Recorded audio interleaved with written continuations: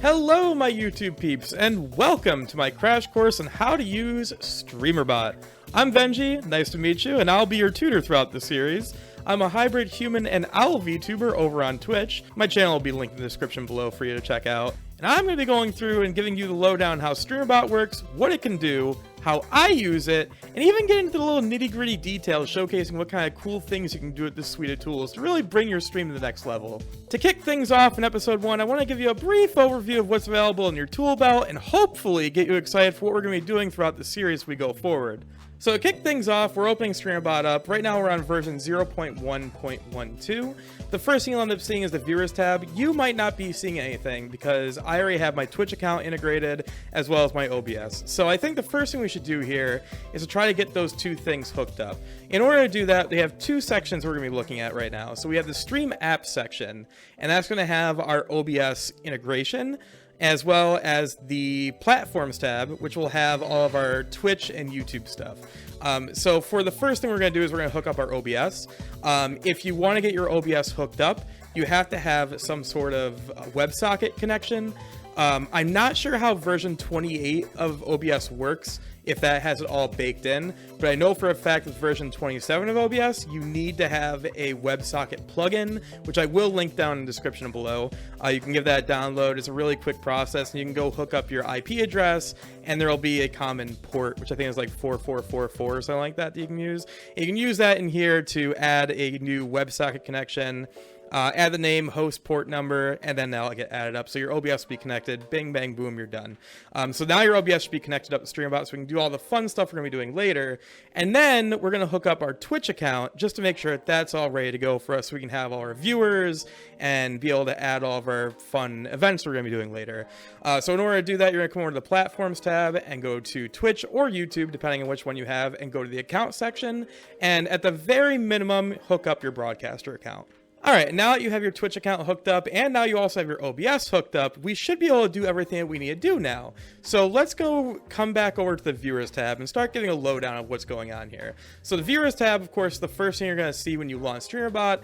You can move these tabs around, although I just like the normal layout because I'm just so used to it. So on the Viewers tab, as you can see, it just shows who's in our chat. We can check this check mark here to do hide not present. What that's going to do is it's going to show a huge list of everyone that's been on your stream up to date while Streamer.Bot has been active. So that's good because if you find someone you need a ban, usually on Twitch you need to like wait for the viewer to be in your chat or to be able to know the name right off the top of your head to be able to ban the person or something like that. If someone does something you're not 100% with, you can come into here and you can actually right click on someone's name and go do Twitch, and you can actually ban them right then and there, mod them, VIP them, all that stuff.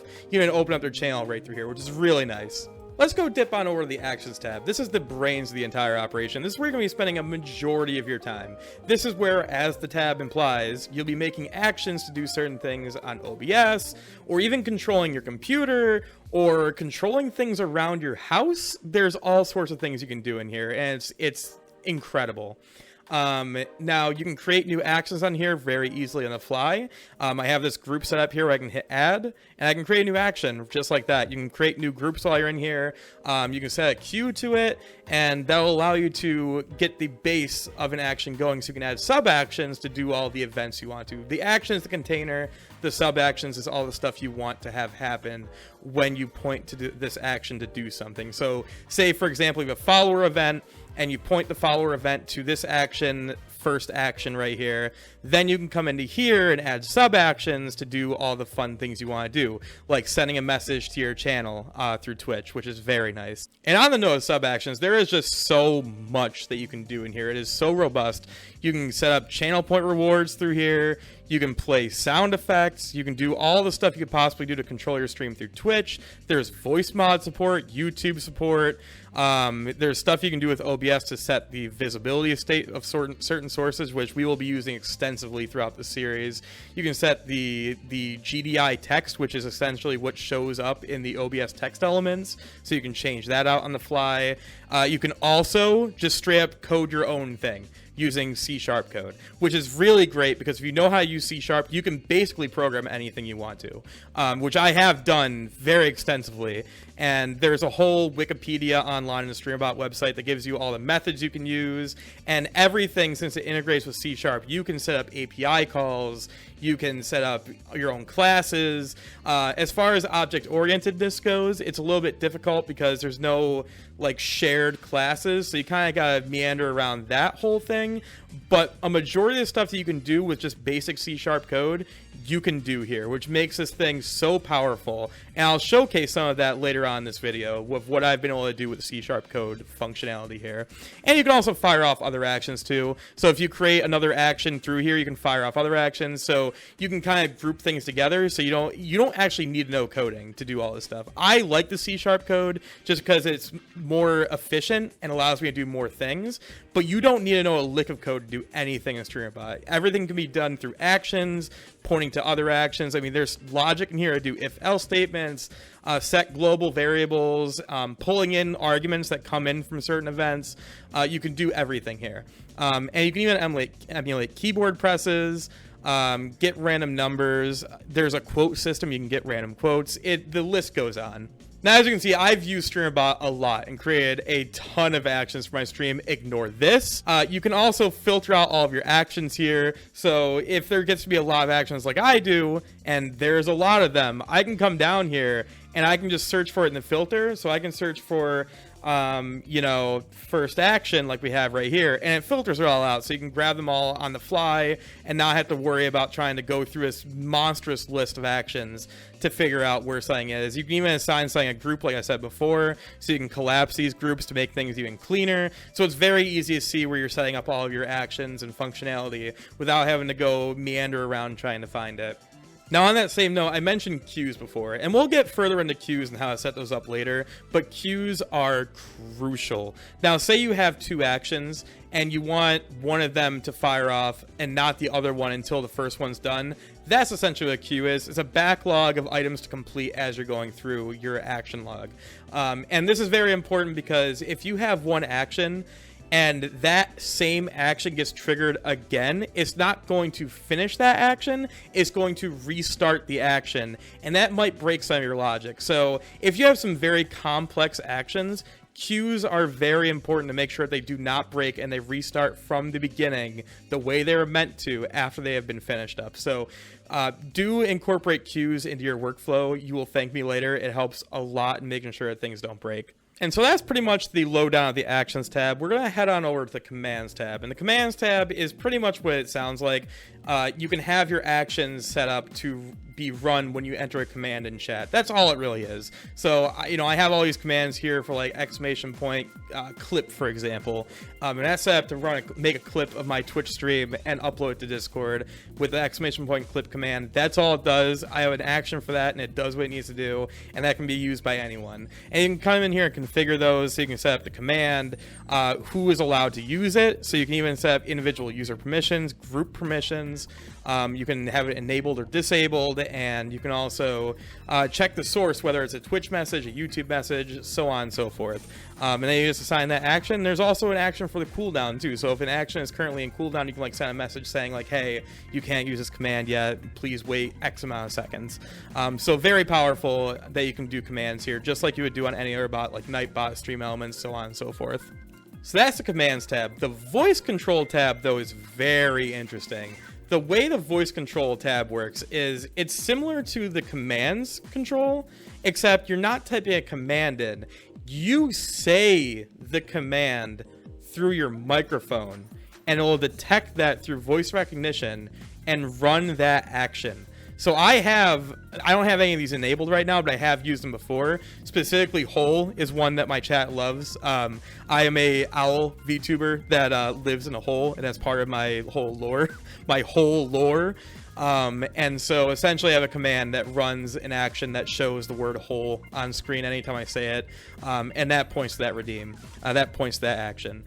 So anytime I say hole, it'll do that and it'll show that on screen. And it's super easy to configure. All you gotta do is hit add, type in the name of whatever you want it to be. The command is going to be what you say through the microphone, and then it'll run the action. And it's super cool because you can do things like, you know, say for example, you have, you know, a bot raid, and you don't want to go through the effort of typing a command in chat or going to your stream deck, you can just say the words like lockdown chat or something like that, and you can lock down chat on the fly just by speaking it, and bing bang boom, you're done. The raid's over. Any hate bots or hate accounts that are trying to spam your chat, it all is locked down and good for you. You can do that all through here just by saying the words, and all you gotta do is just set up the audio input device through the settings tab, start listening, and there's a confidence threshold just to kind of like give you some leeway. So if you have like the way you speak, it detects the word a little more often than you want it to. So like for example, if I'm saying like holy, and it detects me saying the word whole instead, you can set the confidence threshold on that to make sure that it's only detecting the word whole or whatever. There's obviously a log here, so it goes through and it shows when an action was triggered based on the voice control. Hotkeys. Now that's just like commands, just like voice control. The only difference is through the keyboard. I don't really need to go through this. You kind of understand it. Now, the servers and clients tab, I personally haven't used, but I kind of understand enough to be able to explain to you guys what's going on here. And we'll start off here on the WebSocket server tab. What this basically does is allow other apps to connect up to Streamer.Bot through WebSocket, not just OBS. As it says right here, if you're trying to hook up to OBS, use the OBS server tab, which we did do earlier on in this video, so we should still be all good there. The HTTP server tab allows us to pass along HTTP REST requests to Streamer.Bot to allow us to do certain actions, and there's a whole list of API calls listed on the Streamer.Bot wiki, which I'll link up in the description below. UDP server, sort of similar, allows other applications than computer to be able to communicate with Streamer.Bot. And then we have the WebSocket clients and servers sections, which allows you to set up connections to other WebSocket servers so you can have Streamer.Bot actively monitor for events that occur on those other servers, so that way it can do actions based on what data is pulled back while it's watching those servers. Then we have the settings tab, which has the general Streamer.Bot settings we can interact with, such as the user interface, the audio output device, but then we get into some more interesting settings, such as the file/folder watcher. Now this is a very interesting one because we can hit add right here, and what this allows us to do is monitor certain folders or file directories or files to detect if a change's been made, if a new file has been created, or if the file has been deleted, so we can actually run actions based on what's happening in those directories. And we can also pass back values for each event that happens, such as the change type, if the file got emptied out, and we can even pass back the actual raw information from those files, so that way we can run those actions, pass those variables over, and do some fun, wacky stuff in OBS side. So you could have, like, I don't know, a follower list, and every time a follower gets added to that text document, do something. So that's something we can do here as well. And you can also detect it as JSON too, so that's really cool.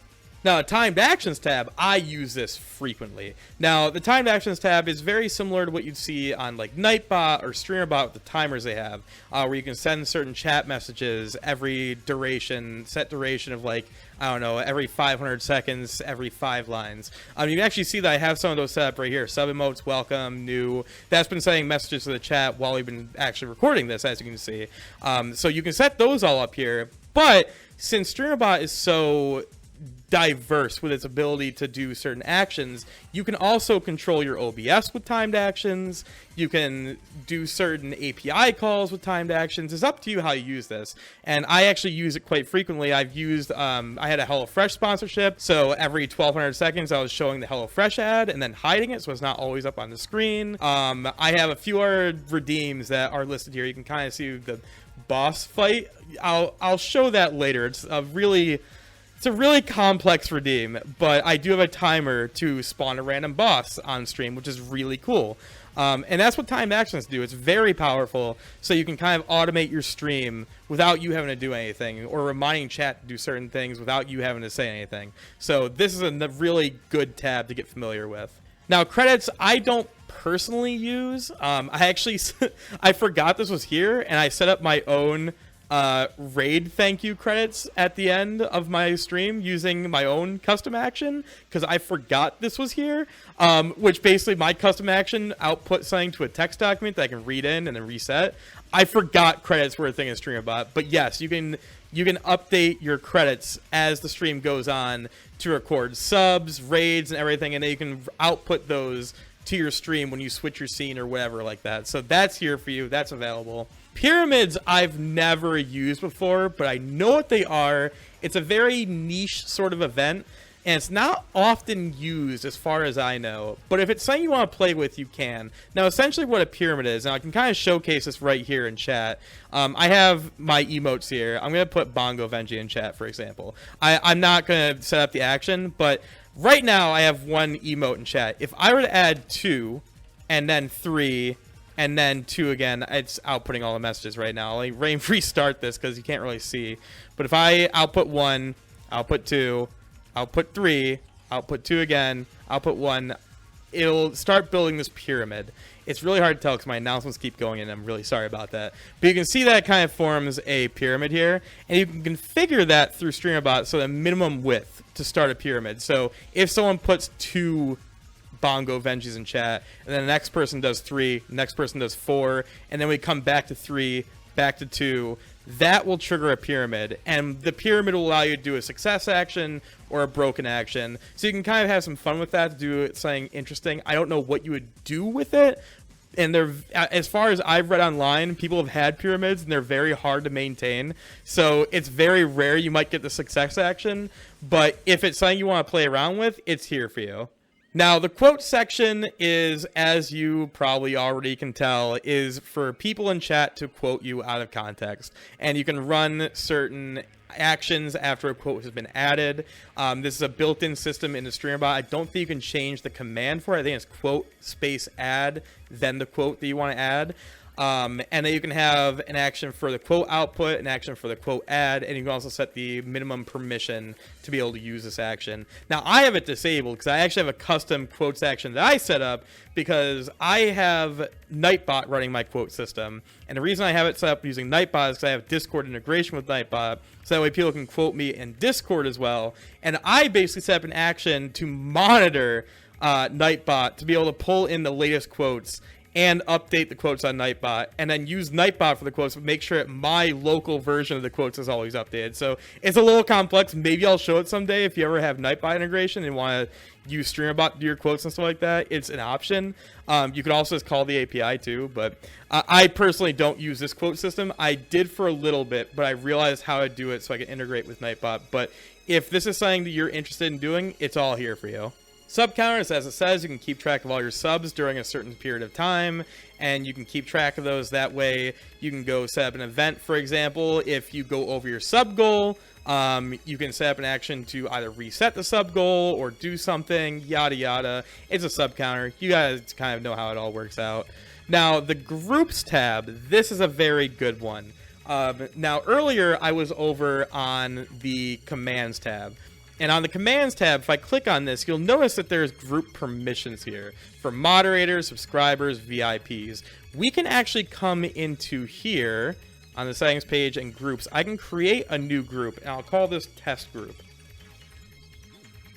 Add. And then I can add users to this test group. And the way you can add users to this test group is you come over to here under the viewers page, hit group, add to test group. And now if I come back to the commands page, you'll see that we have this test group here. So the way groups kind of work out is it's sort of like an authentication system. You can set up groups and assign users to them to give them exclusive rights to certain actions or block them from certain actions entirely. It's completely up to you, but this gives you way more control over your stream to make sure that only certain people have the ability to do certain things. So if you want someone to have exclusive rights to one single command, you can set that up here. You can also set that up through the command as well. Like I showed you, you can do user permissions, but this allows you to add more people to it over time if you'd like to. So I think this is a very nice addition that Streamerbot has available. C# compiler. Now this is for more of the code savvy people out there. If you're familiar with how C# works, or any language works really, you'll know that there's references that get loaded into most everything you code. And those references are assemblies that you have access to do regular expressions or link data. And you can set those common references here. That way you're not always having to try loading them in when you set up your actions, when you do C# code. So this is just common references so that you can pull them all in, so you don't have to always be like find reference, find reference, find reference. It'll all load in every time you do a new C# code. All right, I said we'd come back to it. Action queues, queues are the most crucial thing you'll be doing while you develop on Streamer.Bot. Again, like I said, queues prevent certain actions from running while other actions are running, and also make sure that actions run to their completion before they run another one. We have 3 tabs here. We have pending actions, queues, and the action history. We'll start off over here on the queues tab. You can set up a new queue. This is just a queue group that encapsulates all sorts of actions that are assigned to that queue. You can add a new queue. You can set it to blocking. What blocking does is this says, hey, wait until this action is complete before you do the next action in that queue. And again, what a queue is a backlog. So go through each one by one until completion. And I have all sorts of queues here already set up. And they do pretty much the same thing. All of them are blocking. And you'll see that there's a couple columns here for pending count, completed count, paused, blocking. You can pause queues if you want to prevent other actions from being added to that queue. So if you have a queue set up for, like, I don't know, sound alerts, you want to turn your sound alerts off for a little bit, you can turn off that queue and those actions won't actually get run. And speaking of, we have pending actions. So while actions are being added to the backlog, they'll show up here. So if I were to run, let's say I were to run say goodbye, right? I run that, it shows up right here on pending actions. And then when it's finished, it'll show up here in the action history. Now the action history, this is really nice. So sometimes actions just won't get run. It happens, it's a rare occurrence, but it does happen sometimes. And if that happens and you really want that alert to go off for that user that did that redeem, you can come back into here and hit requeue, and it'll run that action exactly as it was originally again. And you don't even have to have them run the channel point again or anything like that. It just runs it and then adds it again back up into the action history, which is really nice. That way, say you get a raid and the raid alert doesn't go off. That's a perfect opportunity to hit requeue on that. Platforms, here we are, we're back here. So we came in here briefly earlier to set up our Twitch account. I did not mention, though, you can set up your YouTube account over here. So if you have a YouTube account, you can log in there. And also, I think I mentioned it earlier, but again, there's the bot account that you can hook up through Twitch. I personally just set up my broadcaster account and just forget all about that bot account. And the reason why, and this is a big brain move of mine, the reason why I only link my broadcaster account is because when you are a bot, you are not subscribed to your channel. And what that means is that bot only has access to your follower emotes. So you can kind of see where I'm getting at here. Since I have the bot hooked up to my broadcaster account, I have access to all of my emotes, my tier 1s, my tier 2s, my tier 3s, all of my bit emotes and my follower emotes. So I can use those, and I can show you right here. I did it right here.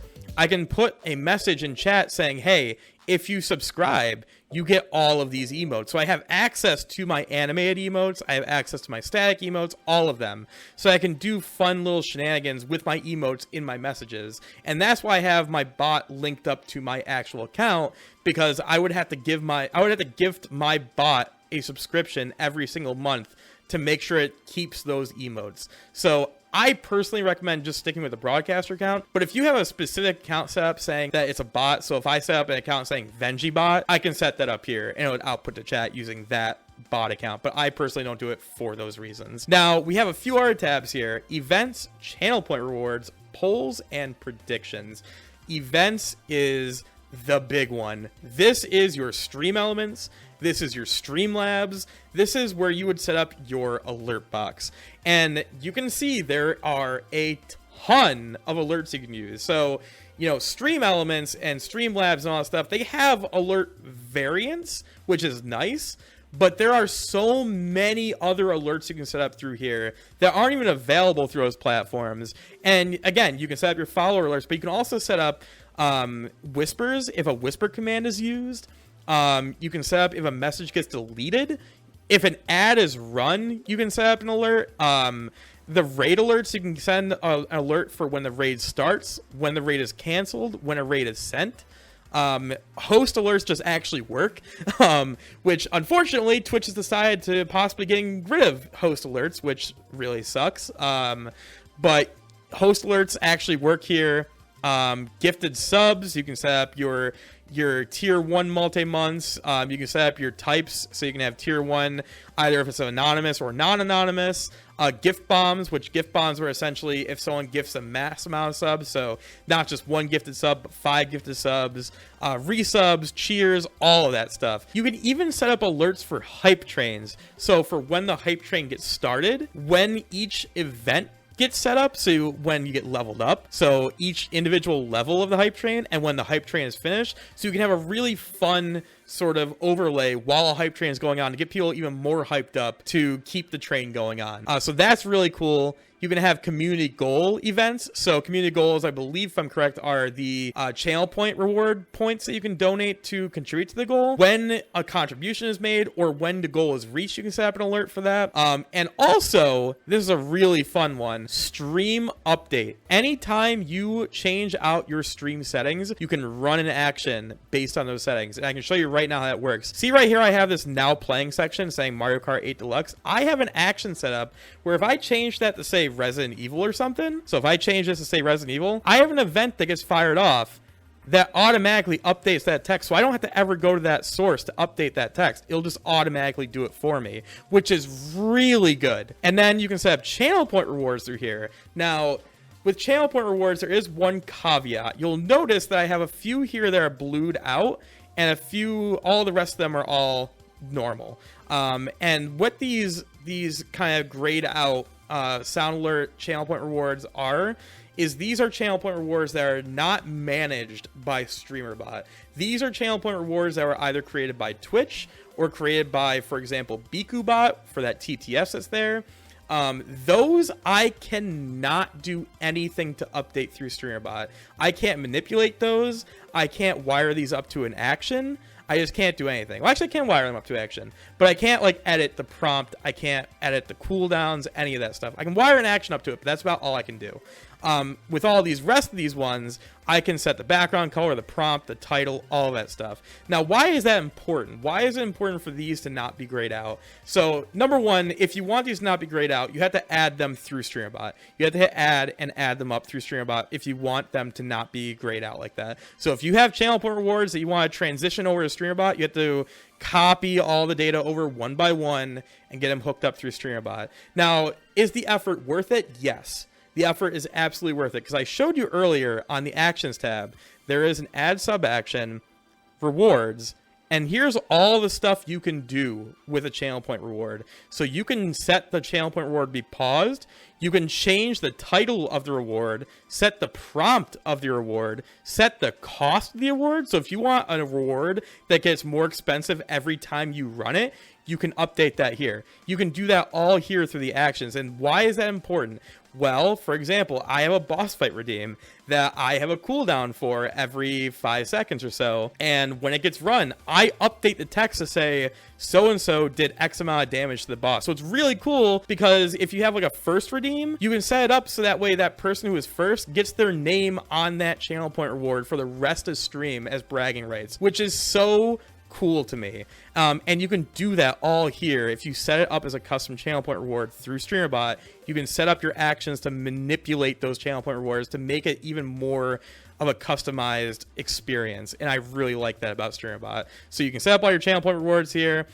Polls, you can create polls through here. So these are the polls you would set up here through Twitch. You have the manage poll here where you can set up your new poll, all your questions, your responses, and all that stuff. You can create those through Streamer.Bot, and you can set up channel points per vote. I don't think you can do bits per vote. You can at least configure channel points per vote. You can set up the amount of choices, the title of it, and the duration that's going to go on for. And then you can set up actions while the poll is going on. So when the poll gets created, you can do an action. When the poll gets updated, when the poll is completed, and if you end the poll early, you can set up actions for each of those. And the same exact thing is true for predictions. And predictions are those channel point related sort of events. So for example, predict whether I'm going to die in this next segment. You can set up a prediction for that, and then you can have actions hooked up to that, which is, again, really cool. And then I don't have a YouTube channel. Let me rephrase that. I have a YouTube channel. I don't stream to YouTube. Let me fix that. 1 second. But you can do the same sort of thing here where you can set up events, super events, broadcaster events. You know, you can set up your stream info, all that stuff through here, through Streamer.Bot. I don't use it personally because I stream on Twitch, but you have all those things here for you, which is really nice. And again, Streamer.Bot continues to get updated. So if YouTube were to add new fancy fun things, again, it'll be here. They are very good with updating this app. I mean, they've already been on top of addressing any concerns with version 28 of OBS. Like, they're on top of it. Now, stream apps we're going to skip. We actually kind of already went through that trying to hook up our OBS, but the integrations tab I really want to do a deep dive into, because this is where you can have all of your additional events for certain things that aren't through Twitch or YouTube. So if you have Streamlabs set up, you have donations set up through Streamlabs, it can detect those donations that come in through Streamlabs. It can detect those donations that are done through StreamElements. There's integration with VoiceMod. There's integration through Donor Drive. These pulsoid hype rate things are heart rate monitors, so you can have events based on your heart rate, which is really cool. So you can set up a custom range for your heartbeat. So if it's like, if you're really beaten down, if your heart rate is above 150 because you just got really badly jump scared, you can set up an event there. So that's really cool if you have a heart rate monitor. Not sure about Tippy Stream or I know about Treat Stream. I don't know about Tippy Stream. Treat Stream is what you can use to get people to buy you food through Grubhub, and there's integration for that too. So if someone buys you something through Grubhub, you can set up your own custom event to say, hey, someone bought me food. That's a thing you can do. Lumia Stream I'm not familiar with, but it's very new. I think it's another sort of OBS sort of situation. I think. Don't quote me on that. Streamer.Bot website tab, though, is my favorite part.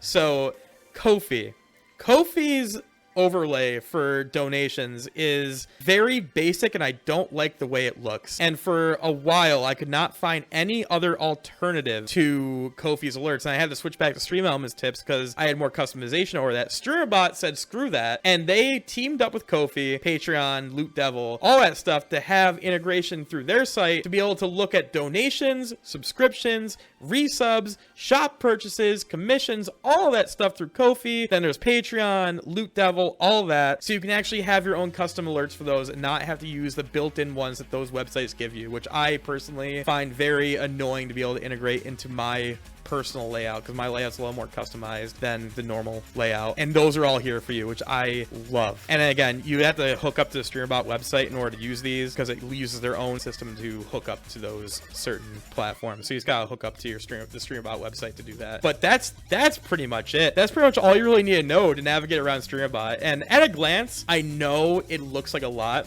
but the more you play around in here, the more you'll not just get used to it, but the more you'll think of clever ideas of new ways to spice up your stream. And trust me, there's so much you can do with this platform. And just to showcase it, because I said I was going to do it earlier, I mentioned that I have a boss fight redeem. Now, don't try to use this command in my chat. It's only for me. I promise. I set up the permissions, those group permissions, to only be allowed to have me use this. I have a timed action that sets up, that uses this. But if I hit new boss, I have a whole redeem for boss fights, and I have a channel point redeem that will allow you to attack that boss.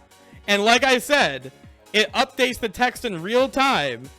I missed the attack. If I hit redeem again, does 3 damage, and what do you know, it updates the channel point redeem, and I can keep going with this, and it'll just go on and on. And this is all made with custom C# code. So again, there is so much you can do with this. I have a Wordle redeem, which is really cool.